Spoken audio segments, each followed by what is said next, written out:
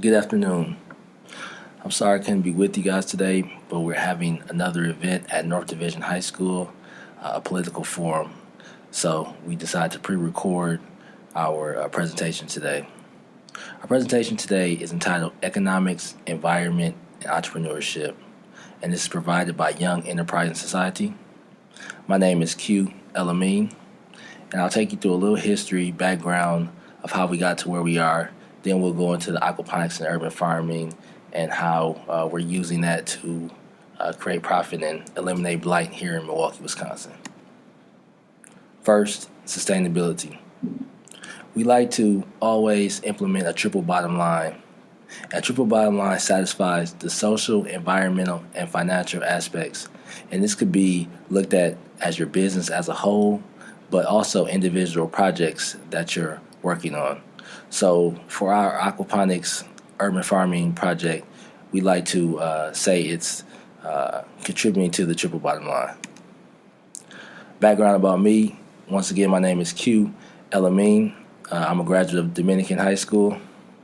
I went on to Howard University, which was an HBCU, a historically black college and university. Then I went to Wisconsin. I transferred after my freshman year, so I got the kind of all African American population, 90% or so. Then Wisconsin was primarily Caucasian. So I got to experience both experiences, and I think it helped me be a more rounded person. Following college, we launched, and I say we, it's me and my brother, Khalif Elamine. We launched IM, and what IM was intended to do, it was a T-shirt line. It was intended to create dialogue between Muslims, Jews, and Christians. This was following 9/11, and at the time, you still had a lot of hostility, still have it now, but it was even more at that time, especially in the United States. So whenever you would wear the shirts, someone would always ask, so what are you? So it wasn't specifically to just talk about your religion, but it just created dialogue. We sent the information, the T-shirts to various synagogues, masjids, and also churches around the city. It didn't get the response that we expected, but it was our first kind of jump out into the business world. Next, the MKE network. The MKE network is probably the most closely related to a Young Enterprising Society that we do now, but the MKE network was two parts. One, it was a small business listing site, and this was before the Yelps and the Google listings, even Yellow Pages online. So a lot of small businesses then and still now don't have a lot of web presence. So this was a way to create web presence for small businesses here in Milwaukee. The second part of that was actual a social site. And at the time, we didn't know exactly. It went fairly well, but it wasn't a sustainable business. My first really jump into physical sustainability was actually a tire recycling plant. I started this with another guy, and this is the tire shredder that we purchased, and it was to create tire-derived fuel. Tire-derived fuel is usually used and burned with coal to create energy. What this project taught me was that you can make money on the front end and on the back end. This was a unique business, and you made money when you picked up the tires, but you also made money when you sold the final product. It was a bigger capital investment that we had at the time, but once again, I learned a lot from the process. So during this time, still was making my ends meet, my living doing real estate, and a lot of that was rehabbing and selling of homes. This was creativity. I love the way you can take something that was shabby or old or almost ready to be torn down and really fix it up and put it into a place where people would live at and enjoy with their families. My next project was working in politics, something I'll probably never do again, but it allowed me to really see the inner workings of the political system. This was in Chicago. I ran a campaign for Jimmy Lee Tillman. Some of you may have heard of his mother, Dorothy Tillman, a famous alderwoman in Chicago. But Jimmy Lee Tillman was running for the Water Reclamation District of Cook County. So that was over 6 million people, and it was just a good experience to learn. And also, again, that was sustainability. That was all of the waterways, the sewer systems of Cook County. So it was a good experience to just see that, learn about the various ways that they're saving and wasting water in the process. Went back to school, graduated Chicago State with my master's, and there I met Emmanuel Pratt. On my first day of my master's program, he started to tell us about aquaponics. Aquaponics is a system where you create your own environment, your own pseudo-environment where you're growing fish and also some type of vegetables, greens, or plants. The fish, in short, the fish nutrients feed the plants, and the plants nutrients feed the fish. So in this environment, it's very important because it saves a lot of water. That's the main goal of it. It's a recycling system. It's a clean system, but it saves a lot of water.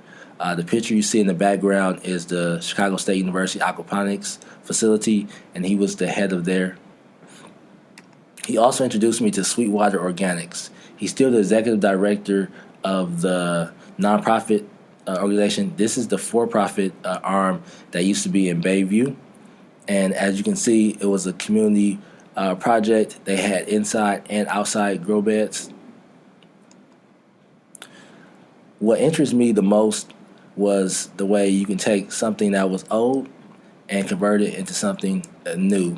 So they converted a 40,000 square foot vacant building on the south side of Milwaukee into an urban farm. And from my real estate background, it was always interesting to me to see what can be placed in some of these old buildings that we see a lot around Milwaukee, surrounding areas, and what can be put there and also, be profitable to make some money. And then again, this was the true bottom line because it was environmentally friendly. During my stay at Chicago State, I started the CSU Aquaponics Association, and what the association allows us to do, in addition to growing the fish and the plants, it allowed us to bring people from the community. It was a meeting spot. This day, Danny Glover, the actor, stopped in, and we had a group of kids, and it just allowed a meeting spot. You had everybody from entertainers, politicians, other researchers from all over the world that came to see this facility. Came back to Milwaukee. So this is Milwaukee that we all love to think is this, but a lot of time this is the actual Milwaukee that we all live in. So again, my brother and I tried to figure out how can we change it, how can we make some difference with the information that we had. So we know all the negative statistics of Milwaukee. I won't go over all of them now, but this is just some of the few, and how can we change that dynamic. So now we get to Young Enterprise Society. What is YES? Now I'll read our mission statement. The Young Enterprise Society's mission is to become an international epicenter for financially, politically, and socially progressive individuals. Serving as a hub, YES mobilizes people, information, resources, and capital for the greater good of our members and society at large. So what does that mean? In every aspect of what we do, we try to bring as much as we can get from one side and connect it with another side. A lot of times, it's not a lack of motivation. It's a lot of times the lack of knowledge. So a lot of times it's bringing information, as we're doing now, that we've received and spreading it. And a lot of times it's resources. In one of our programs, we're actually giving high school students money to start their business. So, it's whatever we can take from one side and kind of spread it out so it does the greatest good. So we started to do events. This was an event that we did in conjunction with the Congressional Black Caucus Foundation, and there was a panel discussion on African American education. We also had a lot of parties during that time, and that was just to get people like ourselves out to various venues that they would ordinarily be invited to. We did our YES tours. What our YES tours allowed us to do was go across the country. We visited New York, Houston, Dallas, Lafayette, Louisiana, Chicago, and Atlanta twice. and it allowed us to spread our message, spread what we were doing, and we also did a lot of give backs within those tours. This was one of the give backs that we did. It was a haircuts for kids at the Clara Muhammad School in Atlanta, Georgia, and we were able to service about 70 children during that time. We gave them free haircuts, and the young ladies, we gave free nail services. We've been doing that since 2006 and reached a couple thousand kids in that service.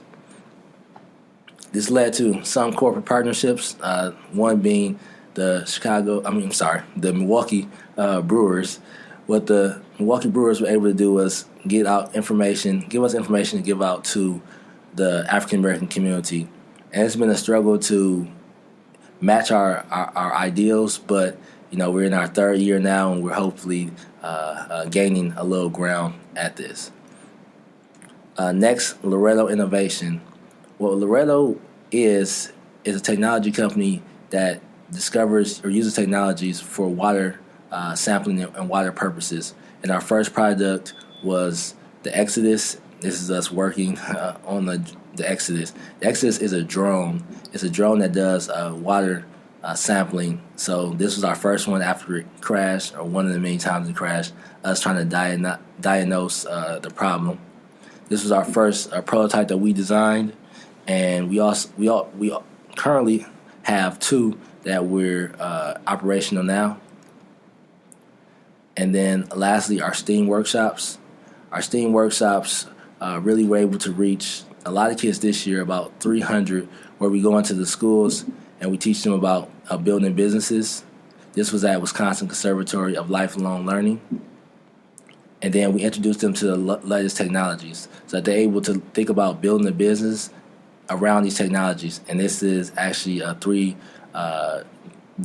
goggles that they're working with on that day. We bring in 3D goggles, Raspberry Pis, Neuron suits. Raspberry Pis are micro computers, Arduino microcontrollers, point of sale systems, apps. Whatever you can think of to really start to expand their minds. And we were lucky enough to be featured on the front page of the Business Journal this year. And aside from the coverage, what it shows is, with all the negative statistics that we previously saw, it shows a group of people, especially African Americans, that's reaching out and going beyond. So it's a little bit of good press to combat a lot of the negative press that we normally see centered around African Americans in Milwaukee. So we grew some businesses. This is a list of ones that's grew from either from members that's worked with us, ones we've helped get off the ground, and very proud that we were able to help start some of these businesses. So now we get to the meat of this discussion. So why? Aquaponics, studied that for a while, and that was a good system. But everybody doesn't have the investment, and a lot of systems aren't profitable. So we were thinking of ways, how can we do something that is environmentally conscious? We can make some money, but it can be something that's accessible to more than just us. So we tried to find a problem. So the problem that we found was the vacant lots. So the city of Milwaukee currently owns over 2,700 vacant lots. I believe it's down a little bit from there, but this was about 2 years ago. And a lot of them are in the 15th Aldermanic District, which is Alderman Russell Snappers. So we said, what's a low amount? How can we make sure that everybody, is able to do this? So we found out that the average federal tax return was $3,120. So we said, if everybody can use that money or start that money, what could something that they can actually do with it? We started doing research, and we found in Detroit, one person had purchased over 1,300 parcels. That would be about half of what the city of Milwaukee currently owns for $500,000, and he was planting trees. So we started looking online. We went on. This is actually off the Shore West website, and this is actually a property that we currently own. And we said, what's out there? So we started looking at various properties, and this was the second one that we purchased. we started to team up. So we reached out to Groundwork Milwaukee. The guy sitting on the ground with the green shirt, that's Antoine Carter. And Antoine has just been a great resource. Groundwork Milwaukee currently monitors and houses over 70 community gardens in the city of Milwaukee. And what they do is they lease the garden space out to various community members who want to be involved in the community. Antoine, just a great resource. He connected us with so many people in the community of gardening and agriculture. So the first garden orchard that we started was on 26 and Ruby. This is Khalif in the background, Elamine, and then Hank McGowan in the foreground. And this was when we were digging the trees. We currently have 18 apple trees on this lot. This is me actually planting one of the trees. Yes, we took it out of the pot, but this is us kind of measuring, making sure it was going to fit into the hole that was dug for it. So this is our final rendering of it. The trees are spaced like that, and we should have our shed. We were looking at recycled shipping containers. There's some problems with that, but we're working through those now. But recycled shipping containers, and then solar panels to actually house free Wi-Fi within the garden. So this is a project that's coming along, and we should have a full working free Wi-Fi orchard up by the end of April. So if this was something that you were interested in, eventually we want to get youth workers, and that'll be through the Earn and Learn program. And that's a summer internship program provided by the city of Milwaukee. Also, they have grant programs out there. Although we haven't utilized any of these yet, there are various ones that exist in the city of Milwaukee that can be used to assist people in starting gardens or orchards like ourselves. Another one's the Community Connections, Wisconsin Fast Forward program, and then it leads into higher learning. So the USDA 1890 program, this program was introduced to us by one of the state senators, and what she emphasized was a lot of these scholarships are never used. So if you have seniors, high school seniors that are looking to pursue a bachelor's degree at any of these universities, it would be good for them to go into one of these related disciplines and receive a free full scholarship for there. And that's the USDA 1890 National Scholars Program. You can Google, get more information, or contact us, and we can send you more information on the program. So our commercial growth, at the end of 2015, we actually had 3 lots. We currently have 9 lots on our roll, so we on pace to make our 2016 goals. And we want to gradually grow as the years progress. So the environmental aspects of this, looking at 1,000 new trees planted, 3 million gallons of water intercepted. And why this is important, because without the trees, if it was just pavement, all of the runoff water from storm water when it rains would go into MMSD, Milwaukee Metropolitan Sewer District, and they would have to collect all of that water. But if it's held within grass or trees on the land, then it doesn't go into the sewer district. That's less money the city has to spend, but it's also less waste, because when it overflows, it's diverted into Lake Michigan without being filtered. So we're just trying to do our best, and this first is the environmental.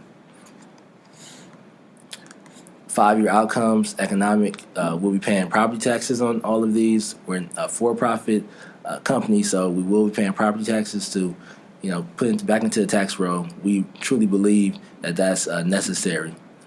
Also, $300,000 in yearly produce produced, and that will be after year 5. With all of these gardens, it will produce income. We still haven't seen if we want to monetize that or just give it out. We're still right now looking at a way just to distribute it to the community, but that's still a number that will be given. Lastly, $108,000 paid annually to students. So the student workers that we mentioned earlier, they will be paid for their work on the gardens. So that's just another way to redistribute some income. So educationally, we want to train 100 students, 40 students placed within internships, and 20 students placed either in jobs or colleges, and that's our outcomes for education. And those should start primarily in year 3 to 4 when the orchards start to produce fruit themselves. So from this opportunity, there are also alternatives. And so we have green energy, composting, landscaping businesses, snow removal, and then consulting, helping other people get into the field. So don't just think of it, or don't just think of the profit coming from the gardens itself. There are also kind of side businesses or alternative income streams that can be approached through this opportunity. Any more information, please give me a call, email, text, Twitter, Instagram, you name it, you can reach us. But I'm Q Amin. Followtheyes.com is our website. Email is there, phone number is there. Thank you very much for your time, and I hope you enjoyed.